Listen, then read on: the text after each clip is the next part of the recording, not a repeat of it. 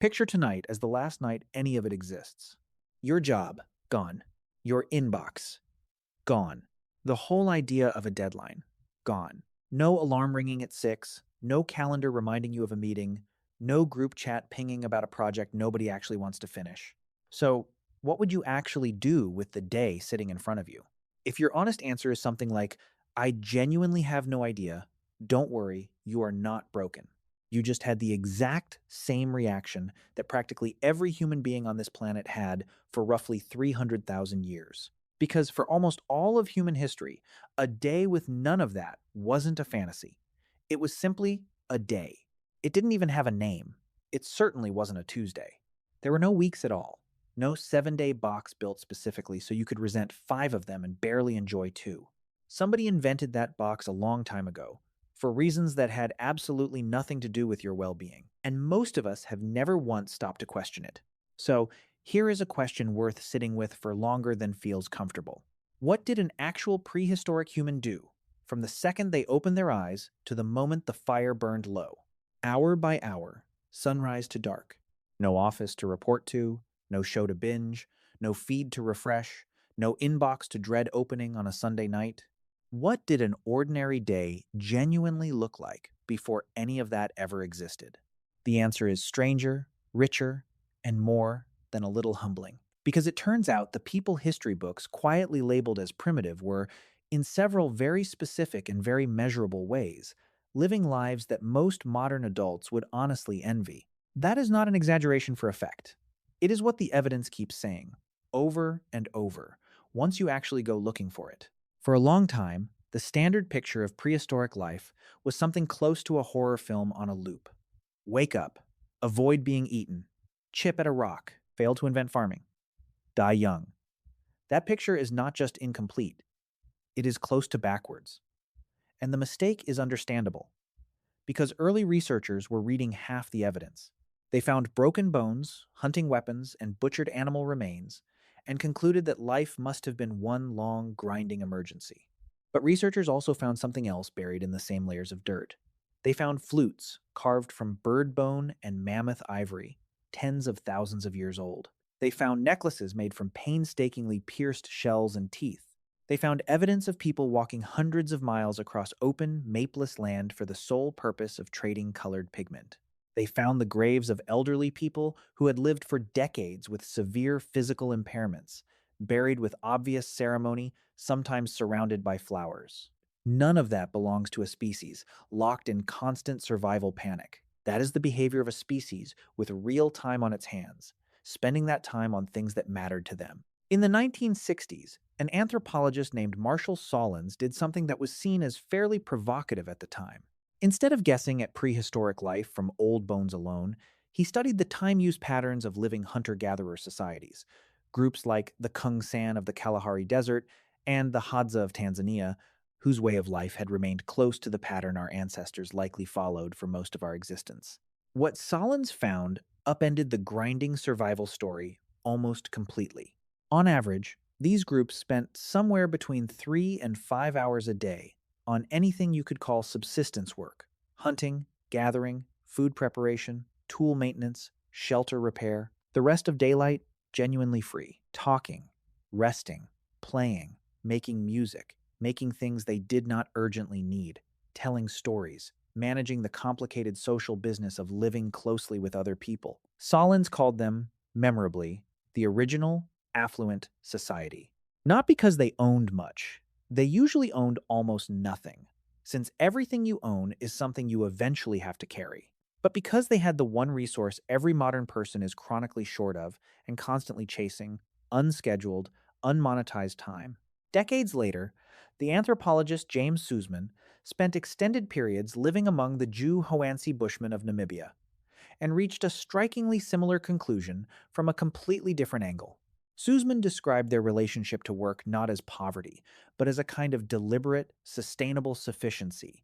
People who worked enough to meet their needs and then, crucially, stopped. There was no cultural instinct pushing them to keep accumulating past that point. Compare that to a typical modern adult, who, between commuting, working, unpaid domestic labor, and the general administrative weight of a scheduled life, ends up with somewhere around 2 to 3 hours of real leisure on a good day, most of it spent staring at a screen, engineered to keep that attention as long as possible. We are, by any honest measure, working longer hours under more chronic stress than people who hunted animals with sharpened sticks. Sit with that for a second. Let's slow down and look at specific pieces of that day, because this is where things get genuinely remarkable. They talked, constantly, and with real skill. If you could quietly observe a group of hunter-gatherers gathered around a fire in the late afternoon, the most striking thing would not be the fire, or the tools, or the total absence of a phone signal. It would be the conversation. Studies of modern hunter-gatherer groups consistently show that a huge share of their non-working hours, potentially 60 to 70% of all social time, went into talk. Not just practical talk about where the herds had moved. Gossip, jokes, arguments, flirting, complaints, old stories retold for the 100th time, speculation about things nobody could actually explain. The British anthropologist Robin Dunbar, known for the idea that humans can comfortably maintain around 150 stable relationships before the social bookkeeping becomes unmanageable, argued that language itself likely evolved as a form of social grooming. Other primates bond by physically grooming one another, picking through fur, which is intimate but slow and can only ever include one partner at a time. As human groups grew larger, that no longer scaled. Language solved the problem. You can verbally groom 5 people at once around a fire, maintaining 5 relationships in the time it used to take to maintain one. Under that lens, gossip is not a character flaw. It is one of the oldest and most essential pieces of social software our species ever built. Every time you call a friend for absolutely no reason, or spend an evening laughing about nothing important with people you love, you are running software that has been in continuous use for tens of thousands of years. Here's something that tends to genuinely unsettle people the first time they hear it. Sleeping in one unbroken 8-hour block through the night is almost certainly not something humans evolved to do. It may not even be something humans historically did, so much as something we were pushed into by artificial light and factory schedules. The historian Roger Ekirch spent decades combing through diaries, court records, medical texts, and old literature, and found overwhelming evidence that before widespread artificial lighting, most people slept in 2 separate stretches. A first sleep beginning around dusk and lasting until sometime near midnight. Then a stretch of genuine, natural wakefulness lasting an hour or two. Not insomnia, simply awake. Then a second sleep carrying through until dawn. During that middle stretch, people were not lying awake in frustration. They got up, talked quietly with their household, prayed, had sex, tended a fire, checked on animals, or simply thought things through in the dark without any pressure to be productive about it. Old texts refer casually to a first sleep and a second sleep, needing no further explanation, because everyone already knew exactly what the phrase meant. It was only once gaslighting and then electric lighting made the night fully conquerable that this 2-part pattern got compressed into the single consolidated block we now treat as biologically normal. It might not be. If you occasionally wake at 2 in the morning feeling strangely calm and alert, and lie there wondering what is wrong with you, the honest answer may be nothing at all. Your body might simply be doing what human bodies did for hundreds of thousands of years. You are just missing the low voices nearby and the total, complete darkness that used to come with nightfall. Now, about the idea that prehistoric technology was crude. It was not. The skill required to make their tools, clothing, and art took years of practice to develop and would humble most of us today. Take flint knapping, the process of striking stone in careful, controlled sequences to produce a blade with a clean, consistent edge. It sounds like something anyone could do with a rock and enough patience. It is not. The material fractures according to specific physical properties that have to be understood and anticipated in advance. The angle, force, and placement of every single strike matters, and one careless blow can ruin the entire piece. Modern experimental archaeologists who have tried to relearn this skill report that real proficiency takes years of regular, dedicated practice, which strongly suggests ancient people were investing serious time into developing and maintaining exactly that kind of expertise. Clothing production in cold climates was its own enormous undertaking. Hides had to be scraped clean, treated so they would not harden or rot, and then stitched into garments using needles carved from bone, with eyes drilled through by hand using stone tools. Some of those needles are tens of thousands of years old. Someone sat down, patiently drilled a hole through a sliver of bone because they wanted the stitching to hold, and because, evidently, the quality of the work mattered to them. And then there is the art, which deserves a moment of actual pause. The paintings on the cave walls at Lascaux and Chauvet were made tens of thousands of years ago, and they are not crude scratches. They are dynamic, carefully composed images: horses caught mid-stride, bison twisting their heads, predators moving in coordinated packs, all showing a real understanding of motion, depth, and light. Some artists deliberately used the natural bulges and curves of the rock to give their animals a three-dimensional presence, so that under flickering firelight, the only light source available, the herd would appear to breathe and shift. That is not primitive. That is a person building a kind of illusion into solid stone in the dark for reasons that had nothing to do with survival and everything to do with having something to say. They also played, seriously and often, because play is not a modern indulgence. It is one of the defining behaviors of intelligent, social creatures generally. Crows play, dolphins play, wolves play. Humans, being all of that at once, and considerably more, play constantly and elaborately. Board games appear as far back as we have detailed records for them. An ancient game from Mesopotamia, whose rules were partly reconstructed from an old clay tablet, being one well-documented example. Organized games almost certainly predate any of that.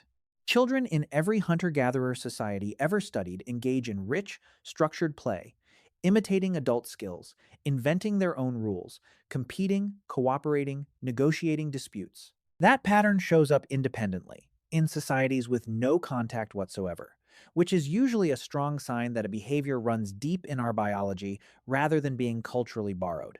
Wrestling matches, foot races, throwing contests, these appear again and again across cultures that never met each other.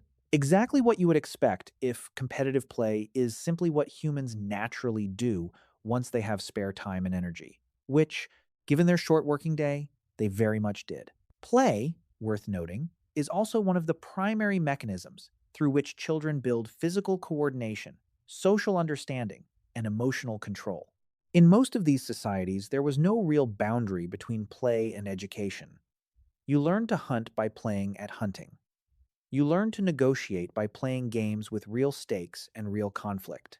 Ancient children were not sitting in classrooms.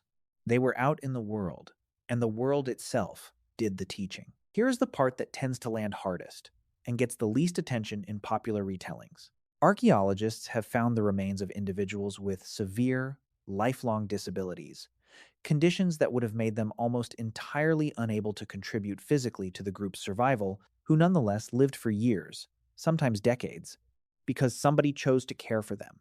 One well-known Neanderthal skeleton found in a cave in Iraq had a withered, amputated arm, significant hearing loss, and partial blindness, and still reached an age that counted as genuinely old for the time. He could not have hunted effectively. He could not have gathered much on his own. By any coldly rational survival calculation, he was a liability. His group fed him and protected him regardless. Elsewhere, researchers have found the skeleton of a child with a serious developmental condition who survived roughly 8 years in an environment that would have made that survival require constant, deliberate care from people who gained nothing measurable from providing it except, presumably, love. This connects to something the popular story about ancient life almost always leaves out entirely. The often quoted claim that prehistoric people barely lived past 30 is technically true and deeply misleading at the same time. That number is an average life expectancy at birth, and it is dragged down hard by very high rates of death in infancy and early childhood. Look instead at life expectancy. For someone who survived past their early teenage years, the figure researchers studying modern hunter-gatherer populations actually consider more meaningful, and the picture changes substantially. Plenty of people, once they made it past the most dangerous years, lived into their 60s and beyond. Grandparents were not rare. They were expected. And there may be a real evolutionary reason those grandparents were worth keeping around and worth caring for. Researchers studying long post-reproductive lifespans in humans have proposed what is often called the grandmother explanation. The idea that older individuals who could no longer have children of their own still added enormous value by helping feed, protect, and teach their grandchildren, freeing younger parents to raise more children successfully and pass down accumulated knowledge that took a lifetime to gather. Under that explanation, an elderly or disabled member of the group was never simply dead weight to be tolerated. They were a walking archive of decades of hard-earned know-how, exactly the kind of resource worth protecting even at real cost. The bones do not describe a species of brutal indifference. They describe communities that spent real effort keeping each other alive for reasons that went well beyond cold survival math. And yes, they hunted, and it was genuinely wild. Before the bow and arrow became widespread, humans across parts of Africa relied heavily on a hunting method called persistence hunting. And it sounds, the first time you hear it, almost like a joke. You find a large animal, something like an antelope or a wildebeest, and you simply follow it. Not in a sprint, since no human can outrun a wildebeest over a short distance, but at a steady jog through the hottest hours of the day for hours at a stretch. Every time the animal tries to stop and cool down, which most four-legged animals do by panting, a human appears again on the horizon, and it panics and runs once more. Eventually, after hours of this, the animal becomes so overheated and physically spent that it simply collapses, and the hunter finishes the job on foot without ever having outrun it directly. This works because humans cool themselves mainly by sweating rather than panting, a genuinely unusual trait among mammals, which lets us keep moving through heat that would incapacitate almost anything else on four legs. Our strange, comparatively hairless, flat-footed, large-hipped bodies were shaped by evolution specifically for long-distance movement in the heat. The next time you finish a long run and question every decision that led you there, remember that you are using hardware built over millions of years for exactly that purpose. Your ancestors were, by any measure, extraordinarily good at it. So, what about genuine downtime, the kind with nothing scheduled in it at all? This is where prehistoric people were arguably better at something modern people have largely lost the knack for. Neuroscientists have identified something called the default mode network, a set of brain regions that switches on specifically when your attention is not locked onto any external task, when your mind is free to wander. This network is closely tied to daydreaming, self-reflection, emotional processing, and creative problem solving. It needs actual quiet to activate properly, and modern life rarely offers that. Nearly every spare moment gets filled with a video, a feed, a notification, something to half-watch while doing something else. We have built an environment where genuine mental rest requires deliberate effort to achieve. Ancient people did not have that particular problem.